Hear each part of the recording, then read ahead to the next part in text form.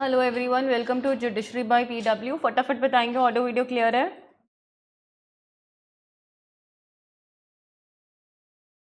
हरी up, tell me audio video clear है?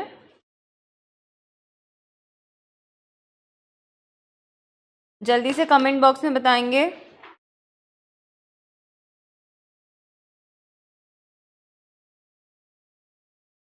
Hurry up.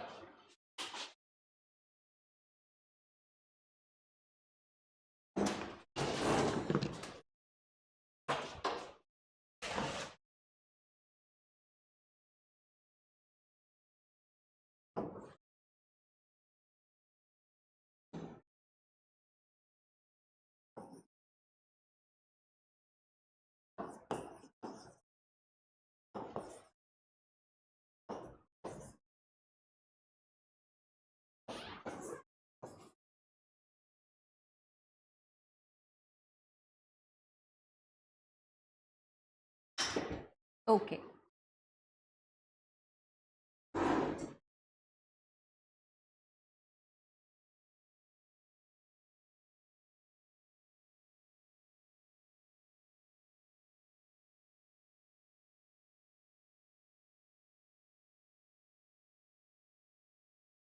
देखिए मैं आपको क्लियर करती हूँ कि आज हम किस तरह से चलेंगे। एक तो हमारी कल की एक्सेप्शंस बची हैं, एक बार हम उन्हें रीड करेंगे और फिर हम दोबारा से जो है ना वो किस पे आ जाएंगे, कल्पेबल होमिसाइड पे, और हम बहुत डिटेल में उस चीज़ को पढ़ेंगे।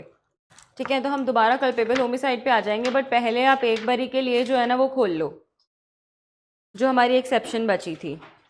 Please open that exception.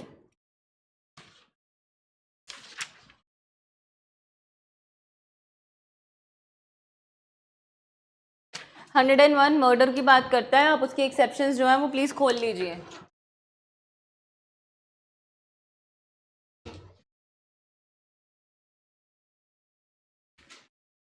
हमने 2 तक पढ़ लिया था, आप एक्सेप्शन 3 पे आ जाइए।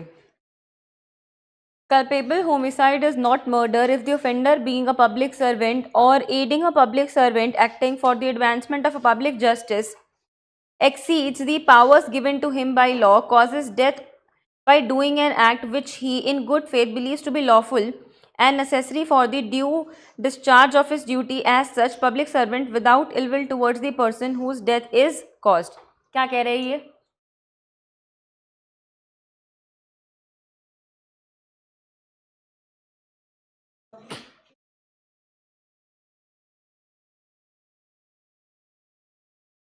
हाँ, ठीक है, तो बस वो यही कह रहा है कि अगर कोई पब्लिक सर्वेंट काम करता है, उसके चलते अगर किसी की डेथ हो जाती है तो वो मर्डर नहीं है। ठीक है, तो अब एक्सेप्शन 4 पे आओ।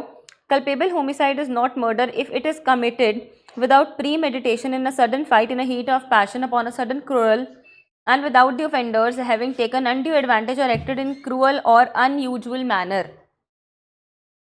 वो आपको क्या कह रहे हैं? वो यहाँ पे ये कह रहे हैं कि अगर सडन फाइट में कुछ ग्रेवन, ये ग्रेवन सडन प्रोवोकेशन नहीं है, ये कह रहा है हीट ऑफ पैशन में अगर कुछ हो गया है और दो लोग आपस में कर रहे हैं तो वो तब मर्डर नहीं है, तब वो क्या है? कल्पेबल होमिसाइड है। ठीक है, आओ चलो जल्दी जल्दी बैठो।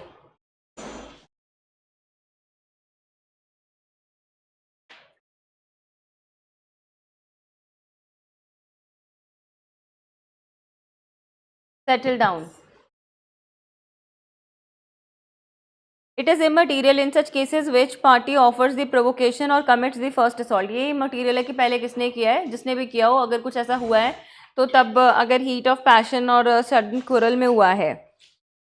ठीक है, without the offenders having taken undue advantage और दिस। बस आप एक बार पढ़ लो, अभी हम इसे बहुत डिटेल में आगे पढ़ेंगे। एक्सेप्शन 5 पे आ जाओ। Culpable homicide is not murder when the person whose death is caused above the age of 18 years suffered death or take risk of death with his own consent। तो यहाँ पे भी कल्पेबल होमिसाइड मर्डर नहीं है। A by instigation voluntary causes Z to commit suicide। ठीक है, here on account of Z's youth he was incapable of giving consent of his own death, A has therefore abetted murder, क्योंकि वो जो है under 18 था। Right,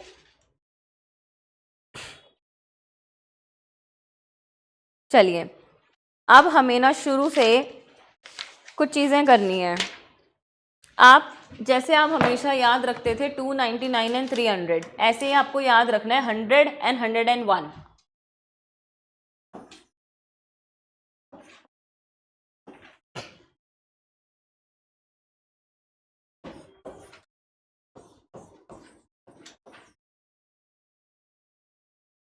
चलिए,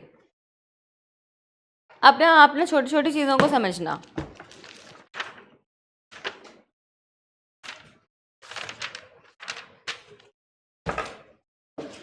मैंने आपको कल ही समझाया कि होमिसाइड का मतलब होता है killing of a human being by a human being, ठीक है।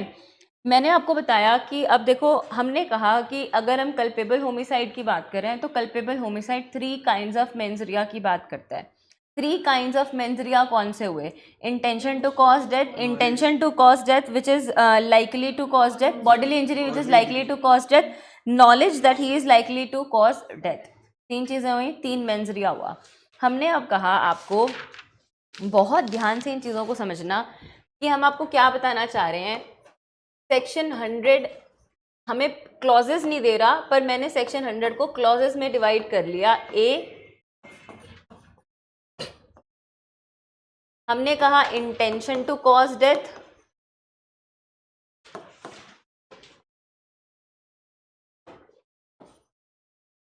Intention to cause bodily injury which is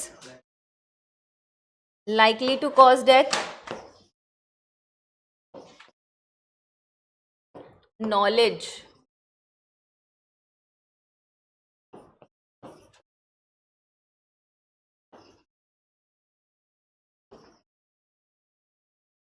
that death can be caused.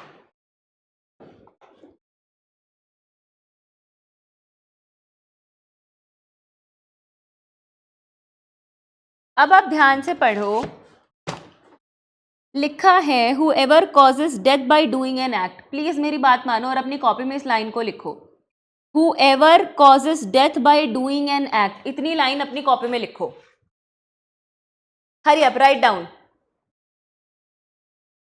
आगे लिखो आयुषी, यहां क्यों लिख रहे हो?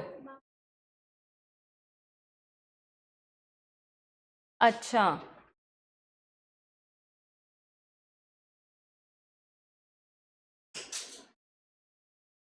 whoever causes death by doing an act, इसको मार्क करो।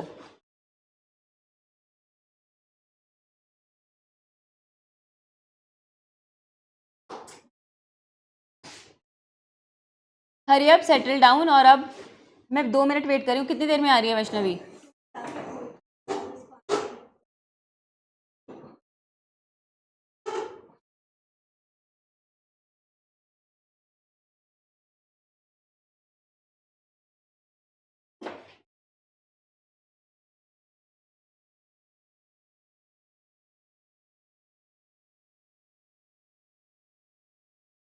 और अब हमने 100 को पूरा डिटेल में पढ़ना शुरू किया है, ठीक है। तो अब हम आपको क्या कह रहे हैं, हमने आपको कहा कि इसमें लिखा है कल्पेबल होमिसाइड, और अब हम कह रहे हैं कि उसकी सबसे पहली लाइन है whoever causes death by doing an act।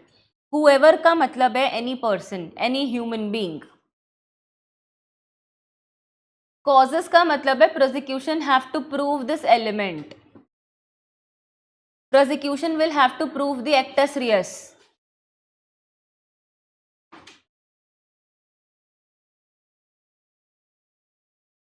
prosecution will have to prove the actus reus,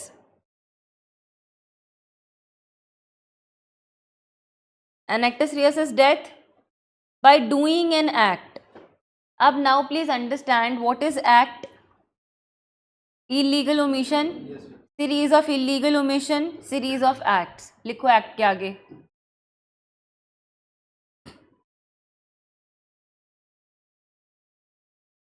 तो वो आपको कह रहे हैं, लिखा है whoever causes death by doing an act। इस लाइन का मतलब क्या हुआ? whoever causes death by doing an act, that means consequences death, that means consequences death. Death ही हो रही है ना किसी के काम से करने से, क्योंकि वो लिख रहा है कोई भी पर्सन जिसने डेथ कॉज कर दिया कोई एक्ट करने से। तो आप लिखो it was whose accused act,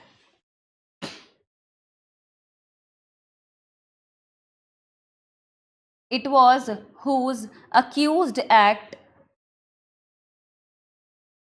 by which death must be caused. It was whose accused act by which death must be caused. आपको इस लाइन का मतलब समझ में आ रहा है? वो आपको कह रहे हैं whoever causes death by doing an act. इसका मतलब एक accused ही ऑब्वियसली कर रहा है, एक accused की एक्ट की वजह से क्या हो रहा है? डेथ कॉज हो रही है. मतलब समझ में आया? और whoever का मतलब है ह्यूमन बींग, मारने वाला भी ह्यूमन बींग, मरने वाला भी ह्यूमन बींग. अब देखो, आप ना एक छोटा सा पैराग्राफ लिखो और मैं आपको ना इसको इतनी डिटेल में करा रही हूँ कि आप इसको आंसर राइटिंग में इसी तरह से यूज करेंगे. Please write down. The actus reus for culpable homicide. The actus reus for culpable homicide as well as for murder. कल लिखवाया तो नहीं था ना ये? As well as for murder is the causation of death of the victim.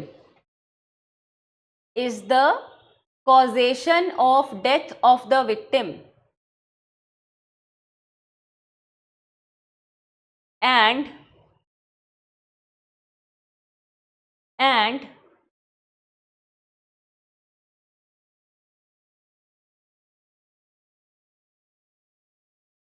इसको बुला के लाना. ये पॉज हो गया. गिव मी 2 मिनट्स, फिर बेकार में रिपीट करना पड़ेगा.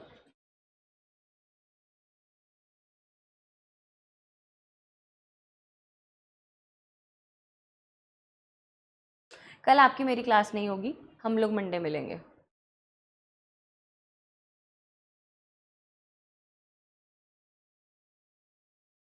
Anyone from RMNLU Lucknow here?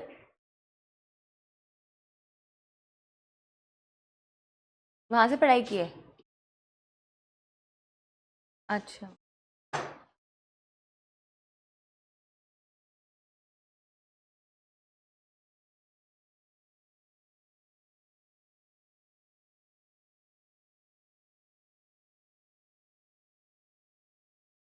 क्या क्या है वहाँ घूमने का? क्या क्या?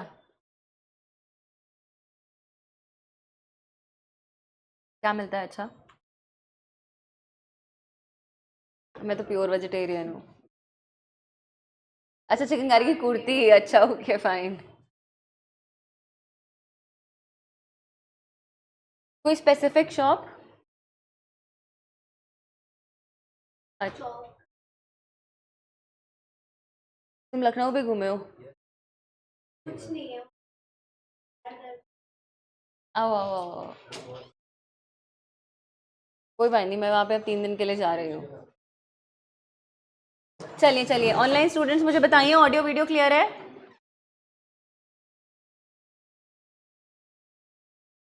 वहाँ तो विंध्या भीड़ नहीं करवाई हुई ना, खाली है ना वहाँ तो. चलो. हाँ, मैंने इंस्टाग्राम पे देखा. अभी ना कल परसों रील आई हुई थी कि वहाँ पे ना बोट वालों ने 30 से 35 करोड़ रुपीस अर्न कर लिए हैं. मैंने कहा उसमें से चलो मैं तो नहीं थी देने वाली. चलो, सेटल डाउन एवरीवन. वो भी वहीं गए लोकल.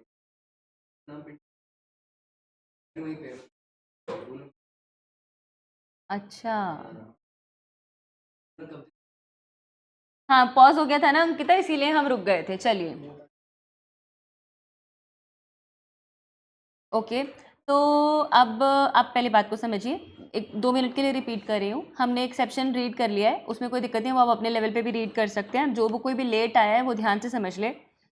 हमने लिया 100 को पहला लाइन, 100 का पहला लाइन हमने लिया whoever causes death by doing an act. whoever causes death by doing an act. कल मैंने बताया था whoever का मतलब ह्यूमन बीइंग, causes का मतलब कि ठीक है उसने किया, डेथ किया, ठीक है, bye doing an act. Act हम पढ़ चुके हैं कि वो कोई भी इलीगल ओमिशन हो सकता है, सीरीज ऑफ इलीगल एक्ट हो सकता है, सब कुछ. पर जब हम पढ़ते हैं कॉजेज, तो कॉजेज का मतलब ये है कि prosecution will have to prove the actus reus. Prosecution को प्रूव करने पड़ेगा एक्टस रियस, तभी तो बता पाओगे ना. whoever causes, causes का मतलब prosecution obviously have to prove कि एक्टस रियस हुआ है. तो हमने कहा कि हमने एक लाइन लिखी that it was whose accused act, it was whose accused act by which death must be cause. ये लाइन हमने लिखी कि ये एक अक्यूज्ड का एक्ट है जिसकी वजह से क्या कॉज हुआ है, डेथ कॉज हुआ है। हम उसे अक्यूज्ड क्यों कह रहे हैं, क्योंकि ऑब्वियसली किसी ने उसको प्रोसिक्यूट किया होगा कि तुमने मर्डर किया है। तो हम कह रहे हैं कि इस लाइन का मतलब ये है that it was the act of the accused which causes death of some person, right. अब आप लिखना शुरू करो जिसने लेट ज्वाइन किया है। The actus reus for culpable homicide, the actus reus for culpable homicide as well as for murder is the causation of death of the victim,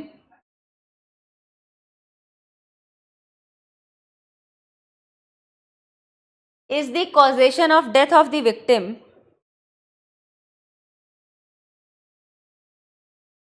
and the element of causation and the element of causation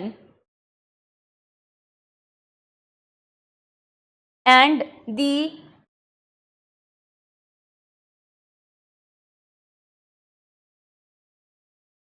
element of causality, CAUSALITY,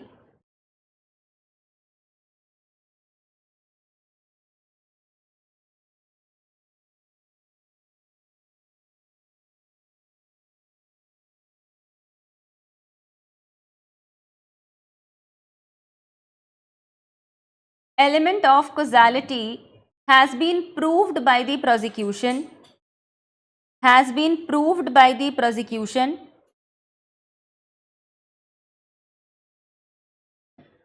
अगर आप में से किसी को भी causality का मतलब नहीं पता है तो that means connection between the cause and the consequence, connection between the cause and the consequence. Cause क्या हुआ है, कॉज क्या था, डेथ, और कॉन्सिक्वेंस भी क्या है, डेथ, तो उसके बीच का connection, that is causality element.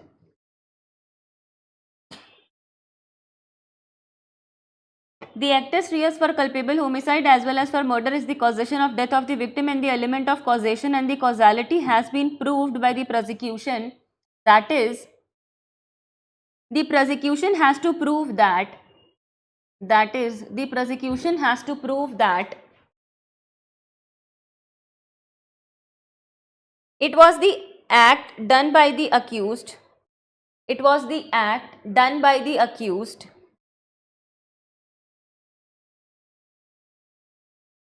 which ultimately resulted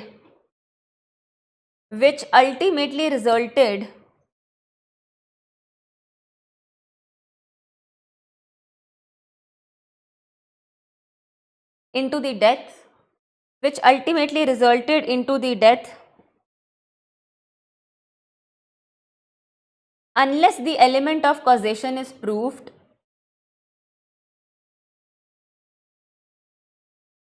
resulted into the death के बाद कॉमा लगा लिया है ना, comma, unless the element of causation is proved, there cannot be any further examination, unless the element of causation is proved, there cannot be further examination under section 100 of BNS.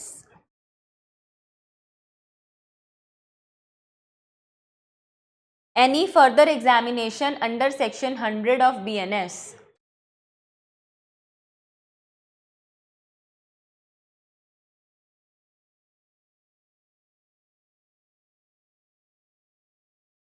मैं आपको एक चीज़ समझाती हूँ कि मैंने आपको ये पैराग्राफ क्यों लिखवाया है, और अभी ना मैं आपको कुछ चीज़ें भी समझाऊंगी कि ना बहुत माइनर चीज़ें, शायद आपने अपने जीवन में इसको इस तरह से नहीं पढ़ा है और इसीलिए बच्चे गलती करते हैं।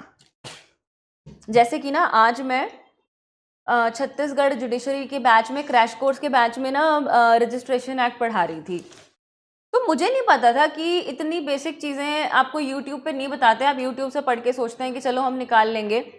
मुझे नहीं पता आप लोगों ने रजिस्ट्रेशन एक्ट पढ़ा है कि नहीं पढ़ा है, बट आप लोग पढ़ते हैं कि रजिस्ट्रेशन एक्ट में जो है कुछ चीज़ों का रजिस्ट्रेशन मैंडेटरी होता है। तो सेक्शन 17 आपको रजिस्ट्रेशन एक्ट का बताता है कि रजिस्ट्रेशन मैंडेटरी है। बट उसमें दो क्लॉजेस दिए हैं, clause 1 and clause 2। Like 1A तो छोड़ दो, पार्ट परफॉर्मेंस वाला। तो 1 में लिखा है, सेक्शन 17 क्लॉज 1 के 5 में लिखा है कि डिक्री जो है उसका रजिस्ट्रेशन होगा, और 17 के क्लॉज 2 के क्लॉज 6 में लिखा है कि डिक्री का रजिस्ट्रेशन नहीं हो सकता। तो अब वो एक ही सेक्शन में दो अलग अलग बातें बोल रहा है। मुझे नहीं पता कि आज तक बच्चों ने कभी क्यों ऐसे नहीं पढ़ा कि मैंने उनको बोला कि, तो बच्चा बोला कि मैम दोनों ही सेम बातें कर रहा है। मैंने कहा कि आपको कभी किसी ने ये चीज़ नहीं बताई कि 17 का क्लॉज 1 का क्लॉज 5 जो है, सब क्लॉज 5 जो है, वो बात कर रहा है कि अगर कोई डिक्री ट्रांसफर कर रहे हो आप तो रजिस्ट्रेशन कंपलसरी है। क्योंकि बेटा इतनी तो कॉमन सेंस सब में है ना कि अगर मान लो कोई डिक्री आई है कि आप उसका रजिस्ट्रेशन कराते हो, डिक्री का तो रजिस्ट्रेशन रिक्वायर्ड ही नहीं है। अब बात करें 17 के क्लॉज 2 के सब क्लॉज 6 की, वो कहता है कि हमें जो है डिक्री का रजिस्ट्रेशन नहीं कराना। पर कब कराना चाहिए? 17 का क्लॉज 2 का 6 ये बात कहता है कि डिक्री का तो रजिस्ट्रेशन कभी हो ही नहीं सकता। पर मेरे और जय के बीच में झगड़ा है कि ना ये कमरा इसका है, ये कमरा मेरा है। हम दोनों ने ना कॉम्प्रोमाइज डीड बना लिया कि ठीक है ये कमरा जय का है, बट हमने ये कॉम्प्रोमाइज, हमारा सूट था कि कमरा किसका है, पर चलो चलते चलते हम दोनों के बीच में सहमति हो गई कमरा जय का है। पर हमने इस चीज पे नहीं कॉम्प्रोमाइज किया था कि ये स्टेयर केस कौन यूज करेगा। तो this is not the subject matter of the suit. तो अगर आप कॉम्प्रोमाइज कर रहे हो other than the subject matter of the suit, तो इसका रजिस्ट्रेशन कंपलसरी है। तो अब पता नहीं आप लोग बेयर एक्ट को क्यों नहीं ध्यान से पढ़ते, और कभी कोई जीवन में आपको बेयर एक्ट इतनी ध्यान से क्यों नहीं पढ़ाता। तो अब सिमिलरली यहाँ पर मैं आपको एक बहुत बड़ी बात बताने वाली हूँ, जैसे आप अपनी कॉपी में लिखेंगे। मैंने आपको बहुत छोटी सी बात बताई। कल मैंने आपको कहा कि 100 में और 101 में एक बेसिक सा सिमिलैरिटी है कि दोनों में डेथ हो रहा है और दोनों का क्लॉज 1 सेम है। क्लॉज तो हमने बना दिए ना, वो तो इजी करने के लिए हमने बना दिए।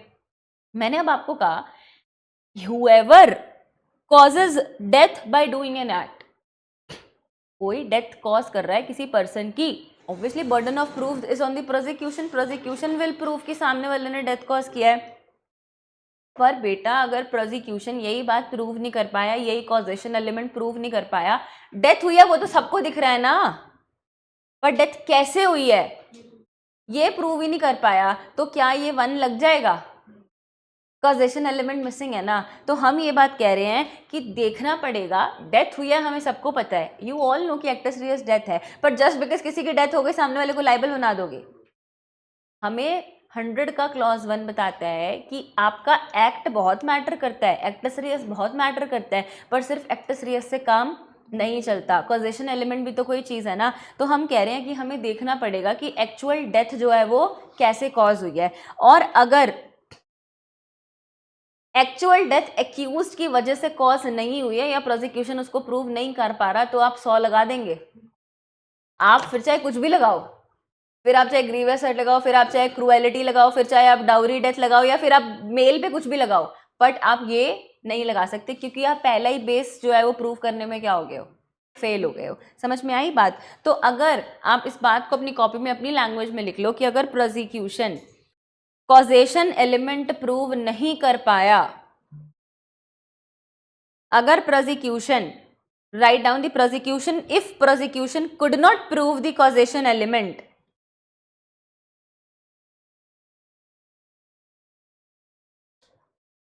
could not prove causation element and the accused connection, and the accused connection,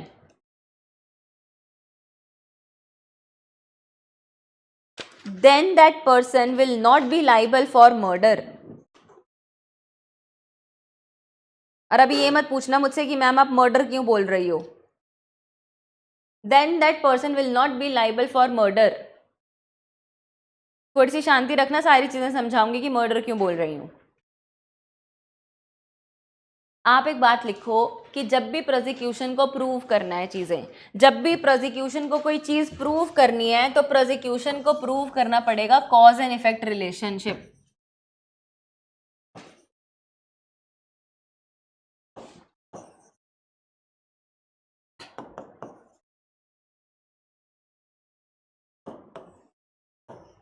cause and effect relationship.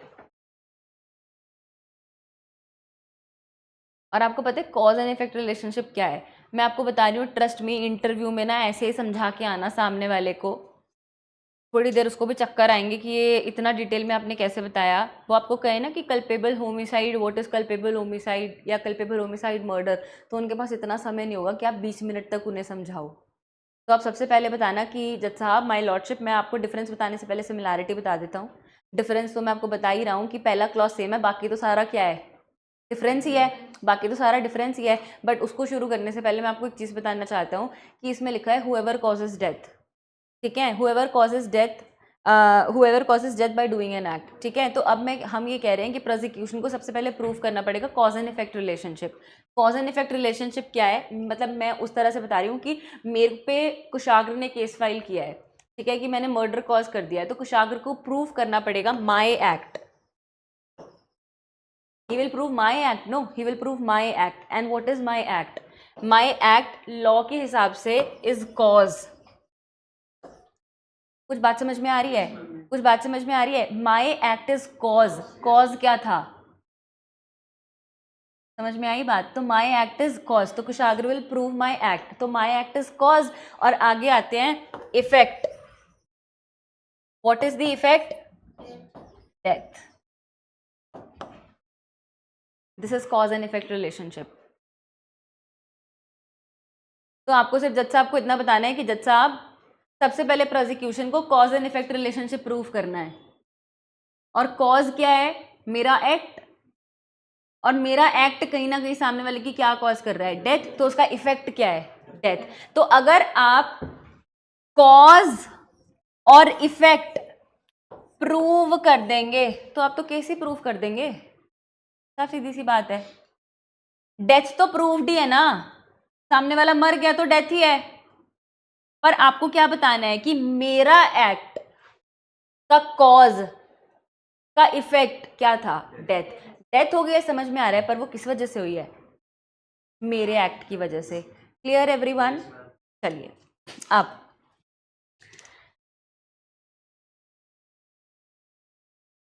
अब आपने ना, हमने कहा कि 100 में 3 चीजें हैं। मैं तो घबरा ही गई थी 1 मिनट के लिए। चलो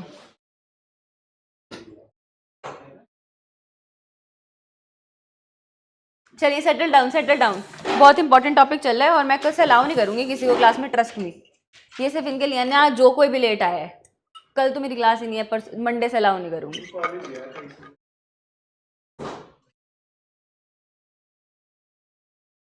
क्यों ट्यूसडे क्यों नहीं आऊंगी?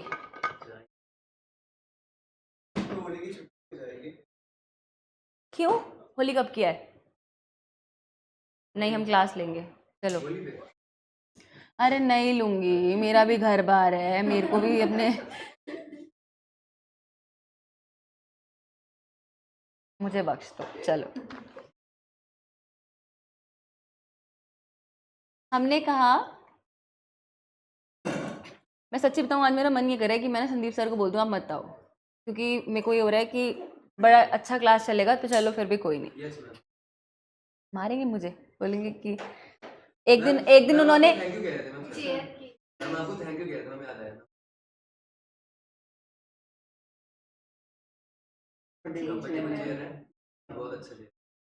Thank you. एक दिन वो मुझे तुम्हारी शिकायत कर रहे थे, उन्होंने तुमसे क्वेश्चन पूछा होगा, तुम लोगों ने कहा कि हम बीएनएस पढ़ रहे थे, तो सर कह रहे थे कि मैडम ऐसा क्या बीएनएस पढ़ा रहे हो कि बच्चे बीएसए नहीं पढ़ रहे? तो तुमको बीएसए के क्वेश्चन नहीं आ रहे, तुम ऐसे मेरा नाम क्यों लगा रहे हो? चलो, नहीं पर तुम कलर लेके आना, संदीप सर के साथ खेलना। चलिए, मेरा नाम मत लेना। चलो, अब हम एक और बात समझते हैं। हालांकि देखो, मैं आपको एक चीज़ समझाऊं, अगर मैं आपको ये चीज़ें नहीं भी बताऊंगी तो भी मर्डर और कल्पेबल होमिसाइड खत्म हो जाएगा, बट ये चीज़ें आपको इंटरव्यू में बड़ी मदद करेंगी, ठीक है? क्योंकि जब आप ये बताना शुरू करते हो ना, तो सामने वाला समझ जाता है कि आपने बहुत डेप्थ में पढ़ा है, फिर वो आपसे और क्वेश्चन नहीं पूछता है, फिर वो कहते चलो जाओ, तुम सेलेक्टेड हो। चलो, अब हमने कहा कि हम पहले दिन से पढ़ रहे हैं, 2 चीज़ें होती हैं, मेंस रिया और एक्टस रियस। हमने कहा कि मेंस रिया जो है उसका को रिलेशन है एक्टस रियस के साथ, कि भाई जब हमारा गिल्टी इंटेंशन है तभी तो हम गिल्टी एक्ट कर रहे हैं ना। तो अब हमने कहा कि कॉज एंड इफेक्ट रिलेशनशिप है, कि मेरे एक्ट की वजह से कोई इफेक्ट हुआ जिसकी वजह से सामने वाला बेचारा मर गया, मैंने कोई एक्ट करा और उसका जो है इफेक्ट वो डेथ निकला। तो हमने कहा चलो हमने एक्ट तो प्रूव कर दिया, अभी तक तो हमने यही प्रूव किया ना, हमने एक्ट तो प्रूव कर दिया कि आपकी डेथ की वजह से ये कॉज हुआ है या ये आपकी डेथ की वजह से ये कॉज नहीं हुआ है, दोनों में से कोई एक बात तो होगी ना, या तो हम प्रूव कर पाएंगे कि ये हो गया या हम प्रूव कर पाएंगे कि नहीं हो गया। पर अब मैं आपको ये चीज कह रही हूं कि जब तक कंकरेंस ऑफ मेंस रिया नहीं होगा, my act is that death has been caused, effect है डेथ। बट आप मुझे एक बात बताओ, जब तक कंकरेंस ऑफ मेंस रिया नहीं होगा क्या ये ऑफेंस हो जाएगा? तो ये ऑफेंस नहीं होगा। तो अब हमें क्या बात समझनी है, हमें ये बात समझनी है कि जब तक मेंस रिया का फैक्टर स्टैब्लिश नहीं होगा, क्योंकि हमेशा मेंस रिया इज को relation of mind with actus reus, तो हम कह रहे हैं अब आप मेरे को ये मत कहना कि मैम इन ऑफेंसेस में तो मेंस रिया जरूरी नहीं होता। मैं आपको कह रही हूँ कि आप सिंपल इतनी सी बात समझो कि वो यहाँ पे आपको चिल्ला चिल्ला के क्या लिख रहा है, एक word intention, intention, and intention is mains रिया, ठीक है। तो हम ये बात कह रहे हैं यहाँ पर, रेप में कहीं लिखा था इंटेंशन, तो हम क्या कह रहे थे उधर, हो चाहे नहीं हो, rape is rape no matter what, यहाँ पे वो लिख रहा है इंटेंशन इज मेंस रिया। तो हम कह रहे हैं बेशक आपने cause and effect relationship prove कर दिया, पर सिर्फ कॉज एंड इफेक्ट रिलेशनशिप से प्रूव करने से काम नहीं चलेगा, unless you have proved, unless there is concurrence of mens rea। लिख लो इस बात को, खाली एक्ट को प्रूव करने से काम नहीं चलेगा unless there is concurrence of mens rea।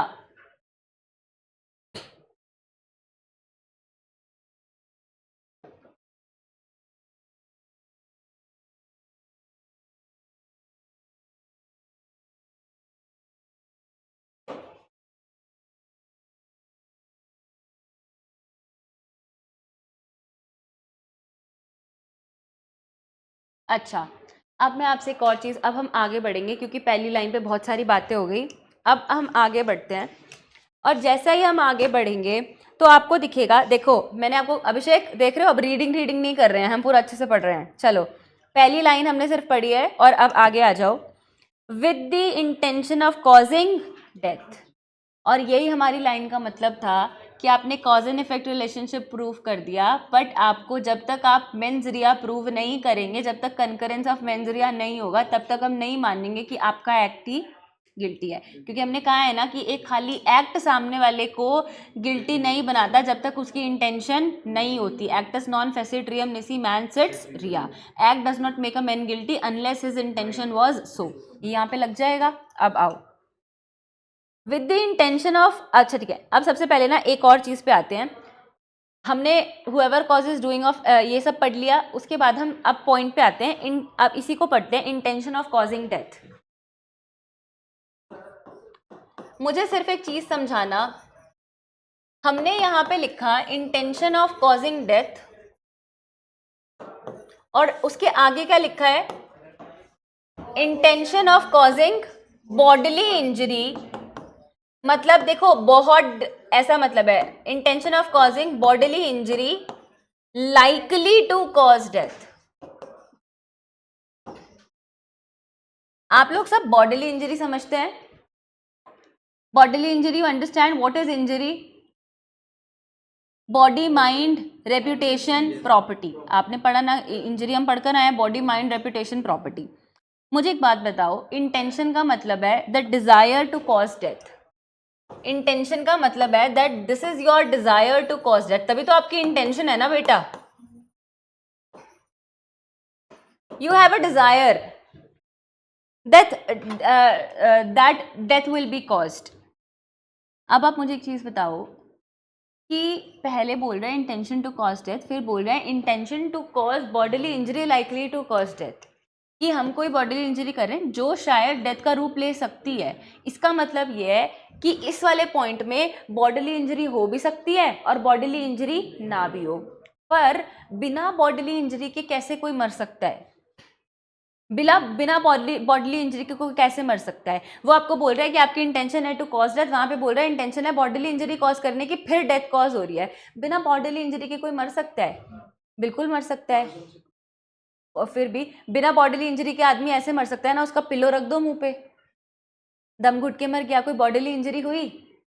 कोई बॉडीली इंजरी हुई? नहीं हुई। तो आपको सामने वाले को ये भी बताना है कि इंटेंशन टू कॉज डेथ में बॉडीली इंजरी हो भी सकती है और बॉडीली इंजरी ना हो। एग्जाम्पल अपनी कॉपी में लिख लो।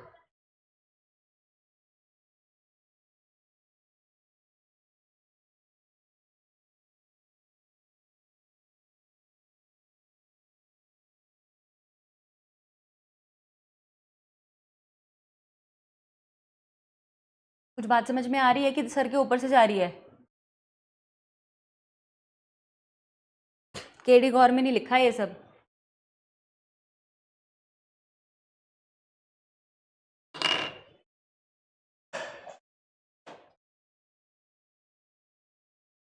एक और चीज समझाऊं, जब वो आपको कह रहा है इंटेंशन टू कॉज डेथ, तो हम ये बात तो समझ गए कि भैया यहाँ पे बॉडीली इंजरी हो भी सकती है, नहीं भी हो सकती।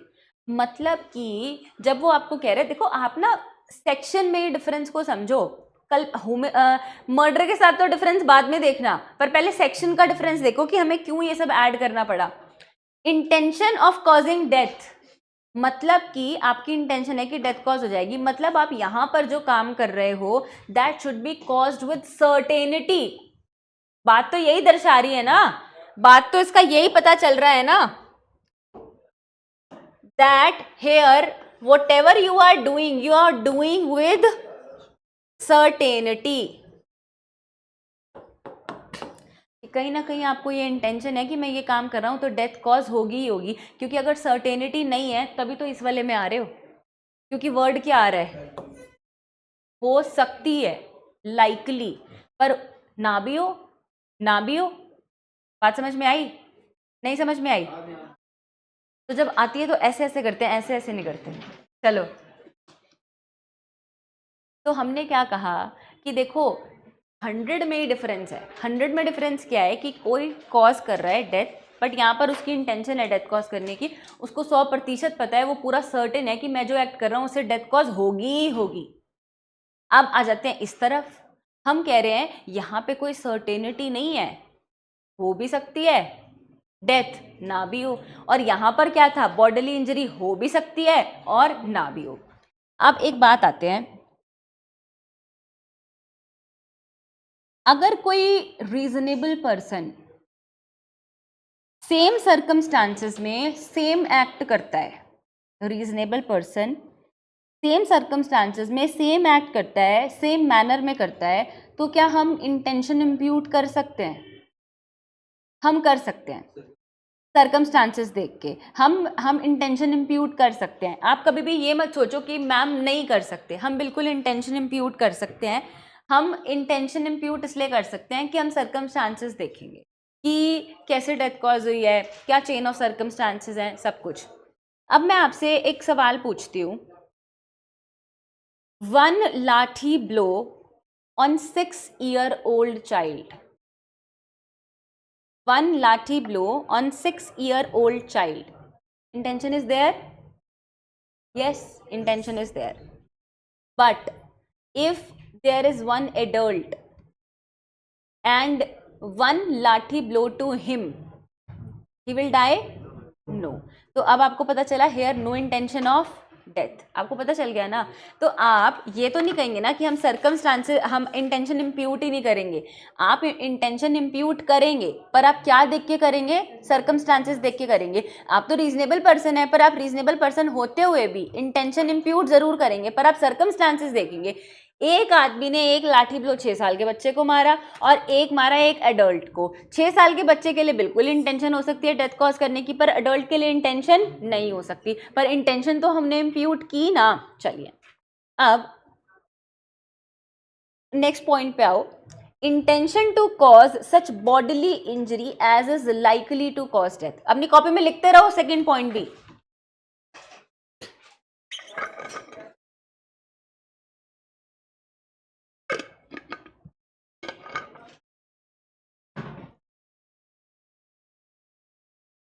Intention to cause such bodily injury as is likely to cause death.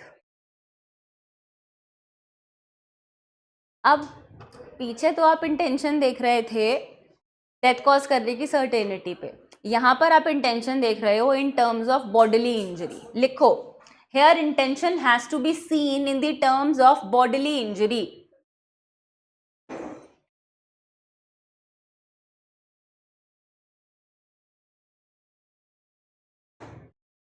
Here intention has to be seen in terms of bodily injury.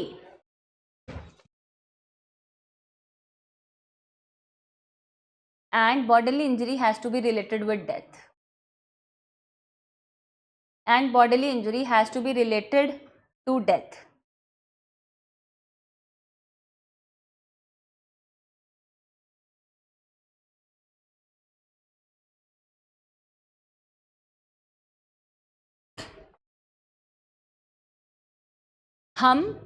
मुझे एक बात बताओ, जब आप कभी मार्केट में कोई सामान लेने जाते हो और अगर आपको कोई सामान पहली शॉप पे मिल जाता है, जब आप शॉप पर जाते हो, आप कोई सामान लेने जाते हो और आपको जो सामान है वो आपको पहली दुकान पे मिल जाता है, तो क्या आप दूसरी दुकान पे जाते हो? भाई आपको कोई सामान आपके बजट में पहली दुकान पे मिल गया तो मैं तो नहीं जाती, आपका मुझे पता नहीं, और ह्यूमन टेंडेंसी यही होती है, ठीक है। वो एक अलग चीज़ है कि लड़कियों को बहुत बार्गेनिंग करने का शौक है, तो वो ऐसे ही विंडो शॉपिंग करती हुई घूमती हैं, ठीक है। अब मैं एक बात कह रही हूँ कि अगर प्रूव ही हो गया कि डेथ आपके इंटेंशन से हुई है, तो क्या आप बॉडीली इंजरी में जाओगे? क्यों ही जाओगे? आप सेकंड पॉइंट में क्यों आए हो? क्योंकि आप intention to cause death prove नहीं कर पाए हो, इसीलिए तो आप छोटे वाले स्केल पर आ गए हो ना, कि चलो भैया कोई बात नहीं, हम इंटेंशन नहीं प्रूव कर पाए तो कम से कम हम यही प्रूव कर दें कि जो बॉडीली इंजरी उसने कॉज किया है उसकी वजह से डेथ हुई है। तो इसका मतलब यह है कि हम इस पे इसलिए आए हैं क्योंकि हम पहला पॉइंट प्रूव नहीं कर पाए। इस बात को अपनी कॉपी में लिखो।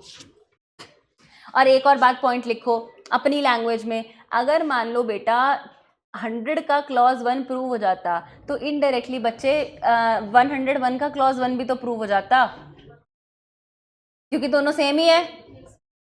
आई बात समझ में? अब आगे चलो। हाँ लिख लो लिख लो।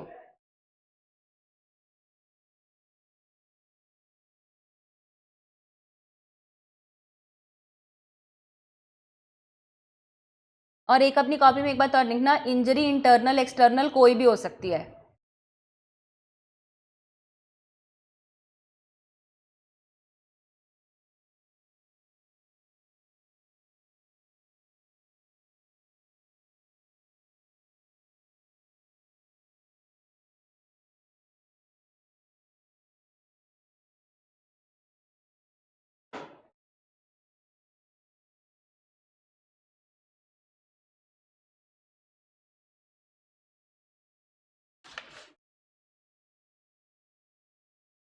चलिए अब ना बहुत ध्यान से मेरी बात को समझिएगा और प्लीज़ मेरी रिक्वेस्ट है साथ साथ लिखते रहिएगा, वरना ना आपको बड़ी समस्या हो जाएगी। मैंने आपको बताया कि इंटेंशन, मैं बहुत धीरे चलूंगी, 4 बार रिपीट करूंगी, पर आप चीज़ों को समझ लेना। इंटेंशन टू कॉज डेथ है, प्रूव हो गया है तो कोई समस्या ही नहीं है।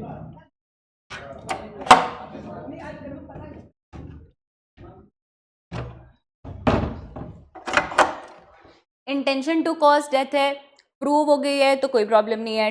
100 का क्लॉज 1 और 101 का क्लॉज 1 बिल्कुल सेम है। पर अब बात कहाँ आई? अब बात ये आई कि आप जो है ना ऑब्वियसली प्रूव नहीं कर पा रहे होगे कि भाई डेथ कॉज हुई है, तो आप सेकंड पॉइंट पे आ गए कि बॉडीली इंजरी हुई है, ठीक है। अब आप कहानी को ऐसे समझो कि बॉडीली इंजरी भी तो आपको प्रूव करनी पड़ेगी ना, क्योंकि वो यहाँ पे लिख रहा है intention to cause bodily injury likely to cause death. अब ये वाला पॉइंट अपने आप में बेहद इंपॉर्टेंट है कि आपने जो बॉडीली इंजरी करी है वो इस नेचर की है कि वो लाइकली क्या कर सकती है, डेथ कॉज कर सकती है। अब इसी बात पे मैं आपको एक चीज़ कहती हूँ कि बहुत सारे केसेस ऐसे हो सकते हैं जहाँ पे आप बॉडीली इंजरी प्रूव कर सके, पर आप ये ना प्रूव कर सके कि आपकी इंटेंशन थी डेथ कॉज करने की। There are cases where you can prove that bodily injury has been caused, but you will not able to prove that death has been caused. I'll give you that example. You have given one fist blow in the stomach of some other person.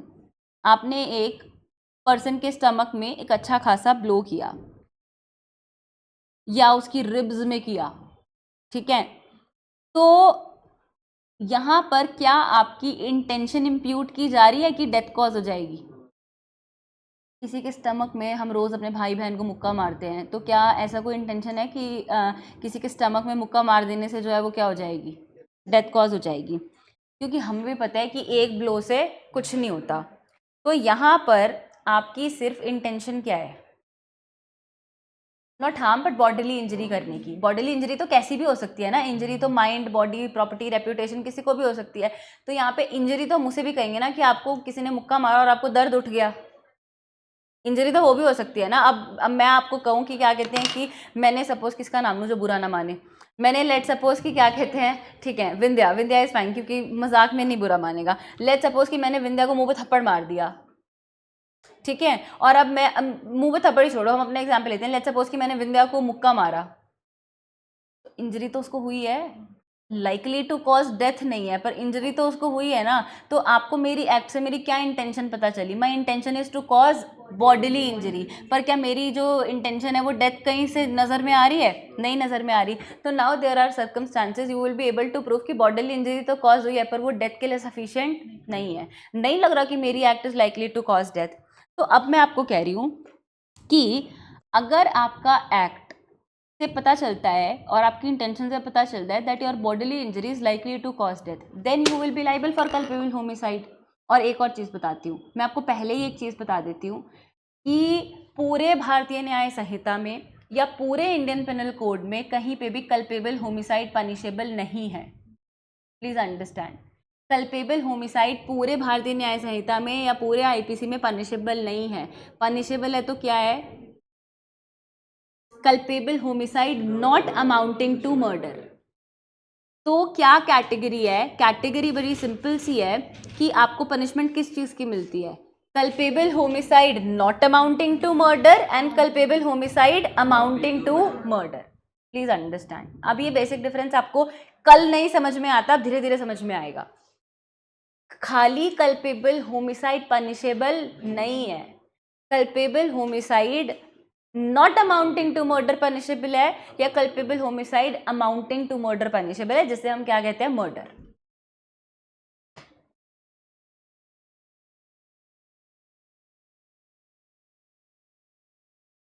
तो अब क्या मेरे intention जो bodily injury cause करने की, उससे ये पता चल रहा है कि मेरे को विंध्या की डेथ कॉज करनी है, तो क्या मैं लाइबल हूं? बस आपको यही चीज देखनी है। अब मैं आपके लिए 100 के क्लॉज 1 को 2 पार्ट्स में डिवाइड कर रही हूँ।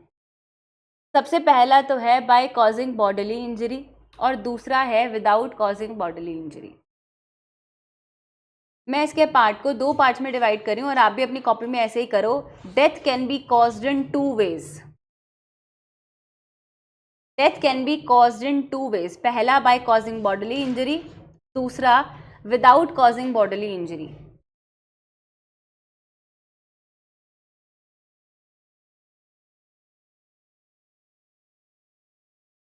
Bye causing bodily injury, without causing bodily injury.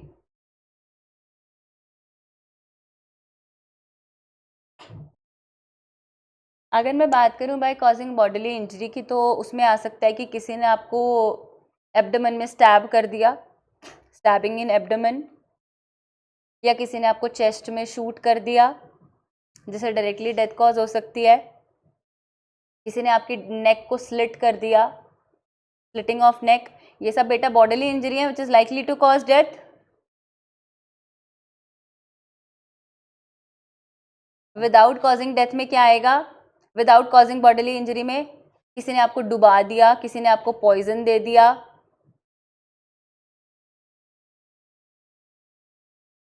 किसी ने आपको सफोकेट कर दिया, किसी ने आपके हाथ पे पोटेशियम साइनाइड का इंजेक्शन लगा दिया या पोटेशियम साइनाइड का कुछ ऐसे हल्का सा लगा दिया। तो पोटेशियम साइनाइड भी धीरे धीरे धीरे धीरे जो होता है ना वो डेथ कॉज कर देता है। खरीद मत लेना गलती से भी।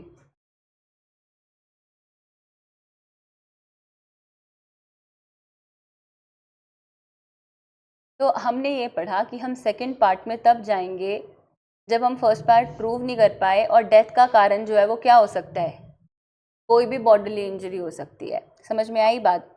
और एक और बात समझ लेना, सेकंड पार्ट में पर्टिकुलर बॉडीली इंजरी होनी चाहिए किसी पर्सन को, particular bodily injury on the body of the person, particular होनी चाहिए। Specific bodily injury is not required. Interview में पूछा जाता है, ये लिखो समझाऊंगी। पर्टिकुलर बॉडीली इंजरी होनी चाहिए। पर्टिकुलर बॉडीली इंजरी कुछ भी हो सकती है, जनरल, स्पेसिफिक होना जरूरी नहीं है। Specific bodily injury is not required.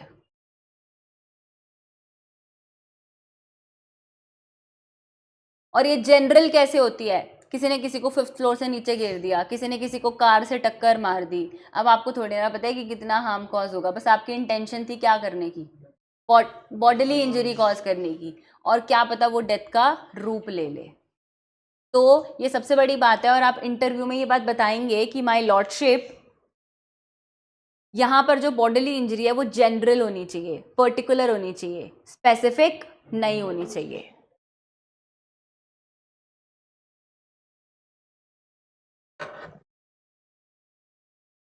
एक और चीज, विदाउट बॉडीली इंजरी में आ सकता है किसी ने किसी को स्नेक बाइट करवा दिया, बॉडीली इंजरी थोड़ी ना हुई है, पर सामने वाला मर गया डेथ पॉइजन से।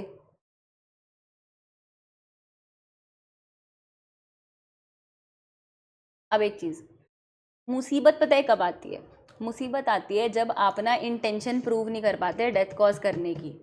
क्योंकि अगर आप डेथ कॉज करने की इंटेंशन प्रूव नहीं कर सकते तो हम इंटेंशन को लाइटली तो प्रिज्यूम नहीं कर सकते।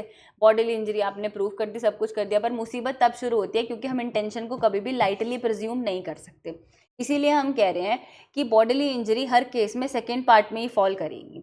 अब आप एक चीज़ को समझो, मैं आपसे एक चीज़ पूछती हूँ कि एक पर्सन नॉर्मल स्पीड पे कार चला रहा है, one person is driving car in a normal speed.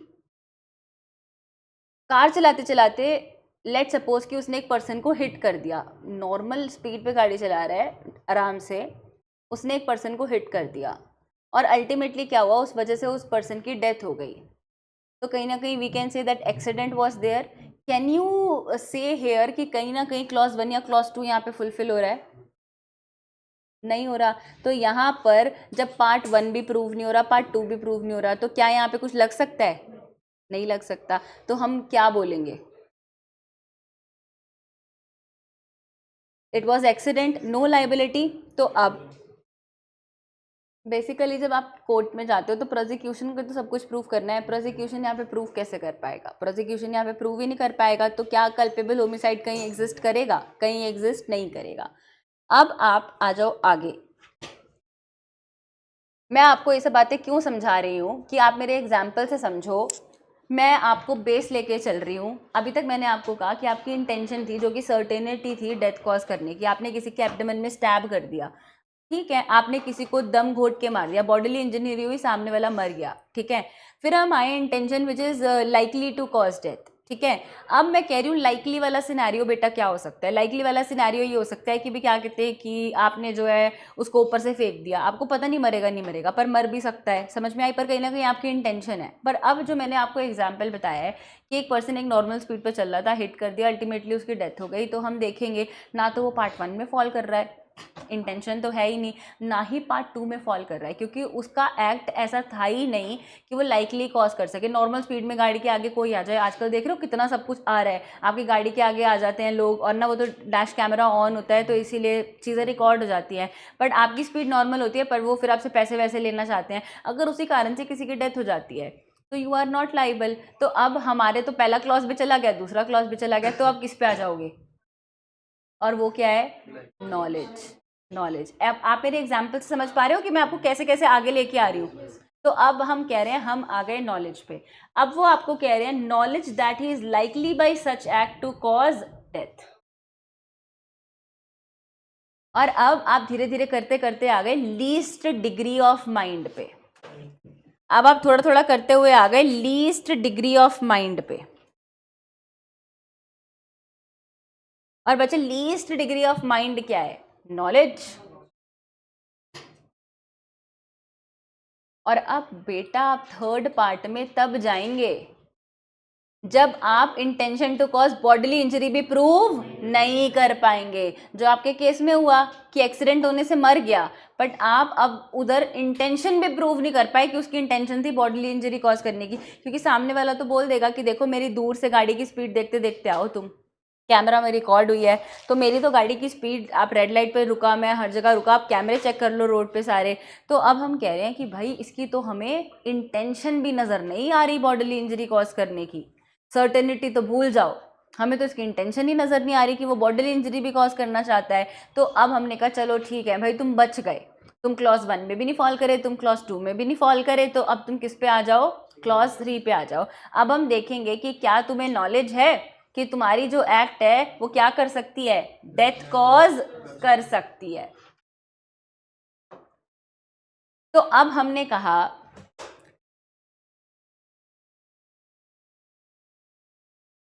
कि हमने एक पर्सन को लाठी ब्लो दिया और उसकी डेथ हो गई, हमने एक पर्सन को लाठी ब्लो दिया और उसकी डेथ हो गई, तो हमने कहा कि यहाँ पे ग्रीवियस हर्ट कॉज हो गया। लाठी मारना इज ग्रीवियस हर्ट, ठीक है, और वो उसके सिनेरियोज हैं कि हड्डी टूट जाना, 20 दिन हॉस्पिटल में रहना। हमने कहा कि ना एक पर्सन ने एक दूसरे पर्सन को लाठी मारी और उसकी ना इंटरनल लीवर की ब्लीडिंग होने लग गई, तो हमने कहा इंजरी इंटरनल भी हो सकती है और एक्सटर्नल भी हो सकती है। अब उसके उसके उससे क्या हुआ? उसके उससे ये हुआ कि कहीं ना कहीं उस पर्सन की क्या हो गई? डेथ कॉज हो गई। समझ में आई बात? तो यहाँ पर अब हम ये बात कह रहे हैं कि क्या यहाँ पर उसकी इंटेंशन थी बॉडीली इंजरी कॉज करने की? बिल्कुल थी। क्यों? लाठी भी तो डिपेंड करती है ना, आप लाठी कहाँ मार रहे हो, इट डिपेंड्स आप लाठी कहाँ मार रहे हो। आप you all are intelligent people, आप खुद समझो कि अगर आप लाठी किसी के प्राइवेट पार्ट पे मारोगे तो सामने वाला मर सकता है, तो भी मर सकता है, कुछ नहीं कह सकते। तो आप समझ रहे हो? तो हमने कहा कि यहाँ पे एक पर्सन ने एक लाठी ब्लो दिया, सामने वाले की डेथ कॉज हो गई। मैंने आपको कहा कि उसके अंदर लीवर इंटरनल ब्लीडिंग होने लग गई, अब उसके अल्टीमेटली डेथ कॉज हो गई, तो कहीं ना कहीं यहाँ पे इंटरनल इंजरी कॉज हुई है। तो अब हम कह रहे हैं कि यहाँ पर क्या, सबसे पहले आप इम्प्यूट तो इंटेंशन ही करोगे, क्या उसकी इंटेंशन थी कॉज करने की? इंटेंशन बिल्कुल आप स्पेसिफिक नहीं बता पाए, पर बॉडीली इंजरी से तो आप बता पा रहे हो कि उसकी एक्ट इस तरह से था। तो अब हम कह रहे हैं कि अगर आप ये सब चीज़ें प्रिज्यूम करते हो कि हमें कैसे इम्प्यूट करना है नॉलेज और इंटेंशन, तो हम कहते हैं कि देखो इंटेंशन तो कहीं ना कहीं आपकी इम्प्यूट होती है आपके कंडक्ट से, ठीक है, और नॉलेज जो है ना वो कभी कभी प्रूव करना बड़ा मुश्किल हो जाता है कि आपको नॉलेज थी कि नहीं थी। पर अब मैं वो एक्सीडेंट वाले एग्जाम्पल को यहाँ पे ले आऊँ, तो एक्सीडेंट वाले एग्जाम्पल में अगर आप रैश ड्राइविंग कर रहे हो, आपकी इंटेंशन नहीं है पर आपकी, बस, आपकी इंटेंशन नहीं है कि मुझे किसी को मारना है, पर आपकी नॉलेज है कि अगर मैं रैश ड्राइविंग कर रहा हूं तो क्या हो सकता है? कोई मर सकता है। तो बस इतना सा डिफरेंस है।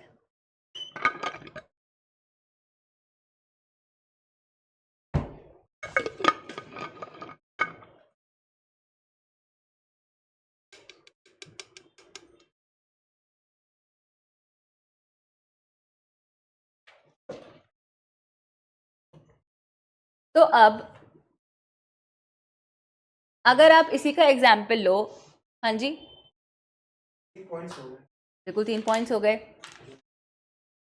चलिए अब आप आगे आइए।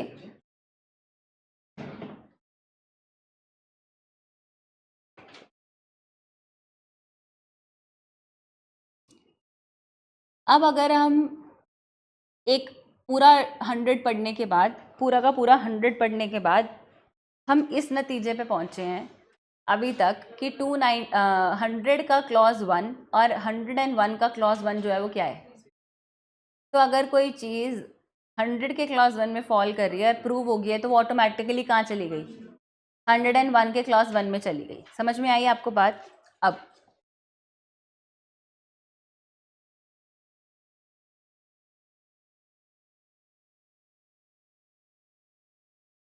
अब अपना इसको इस तरह से समझो,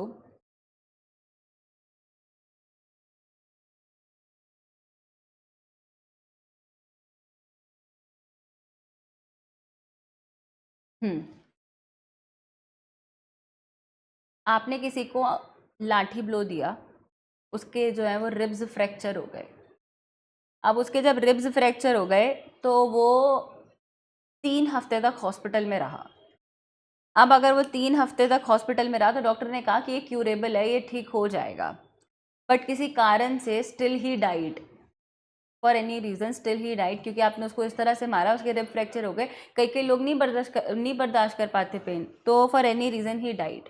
तो अब आप मुझे एक बात बताओ कि आपने कल मर्डर भी पढ़ा है, ठीक है, आपने ये चीज़ भी पढ़ी है कि मर्डर के पॉइंट्स थोड़े से ग्रेव है, कि आपने पढ़ा कि नॉलेज के साथ साथ आपको ये पता है कि एक्ट इमिनेंटली डेंजरस है, आपको ये पता है कि एक्ट सफिशियंट है डेथ कॉज करने के लिए। तो अब मैं आपसे सिर्फ एक बात पूछना चाहती हूँ कि आपने किसी को लाठी ब्लो दिया, आपका इंटेंशन नहीं था डेथ कॉज करने का, आपका इंटेंशन था टू कॉज बॉडीली इंजरी, और वो बॉडीली इंजरी ऐसी हुई कि उसके रिब्स फ्रैक्चर हो गए, वो 3 हफ्ते तक हॉस्पिटल में रहा, 3 हफ्ते बाद किसी भी कारण से उसकी जो है वो क्या हो गई, डेथ कॉज हो गई। तो यहाँ पर क्या आप मर्डर लगा देंगे? नॉट अमाउंटिंग टू मर्डर, ठीक है, क्यों? क्योंकि वो इतना ग्रेव नहीं था, आपकी इंटेंशन बॉडीली इंजरी कॉज करने की थी। तो अब जो पनिशमेंट क्लॉज 1 और क्लॉज 2 की होती है वही यहाँ पे लगेगी, culpable homicide not amounting to murder. ये बात आपको समझ में आई? अब आप आगे आओ, एक बात और बता देती हूँ, इंजरी के केसेस में ना, इंजरी के जितने भी केसेस हैं उसके केसेस में ना आपकी लाइबिलिटी डिसाइड करने में पोस्टमार्टम रिपोर्ट बहुत बड़ा रोल प्ले करती है। इंजरी के केसेस में पोस्टमार्टम रिपोर्ट आपको जो है लाइबिलिटी डिसाइड करने में वो बहुत बड़ा रोल प्ले करती है। और अब इससे पहले मैं आगे बढ़ूँ, आप एक लाइन लिख लो, क्योंकि अब आगे आपको पूरा का पूरा यही काम आने वाला है। Culpable homicide is the genus and murder is it's species.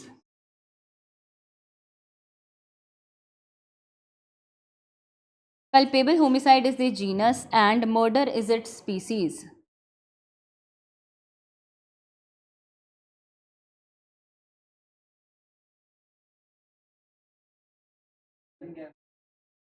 SPECIES, species. That culpable homicide is murder.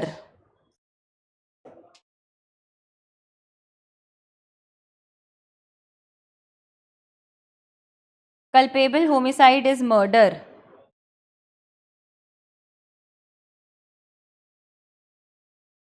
तो हम कह रहे हैं कि कल्पेबल होमिसाइड मर्डर होगा जब ये कंडीशंस फुलफिल हो जाएंगी। अभी हम आगे पढ़ेंगे। आप सबसे पहले एक पैराग्राफ लिखो जो आपको बहुत इंपॉर्टेंट है।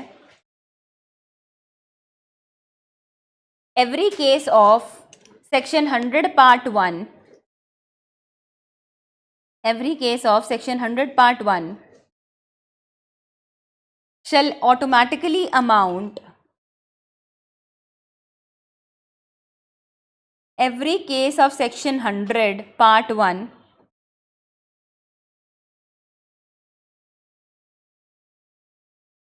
every case of section 100 part 1 shall automatically amount to section 101 clause 1.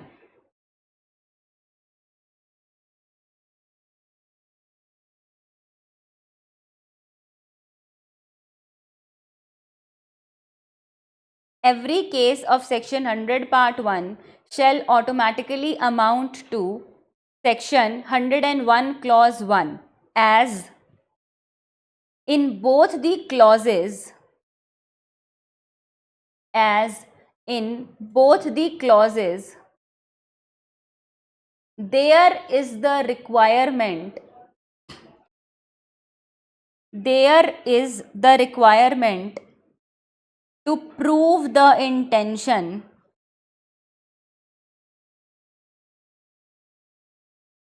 there is the, क्या लिखवाया मैंने, हाँ, there is the requirement to prove the intention to cause death.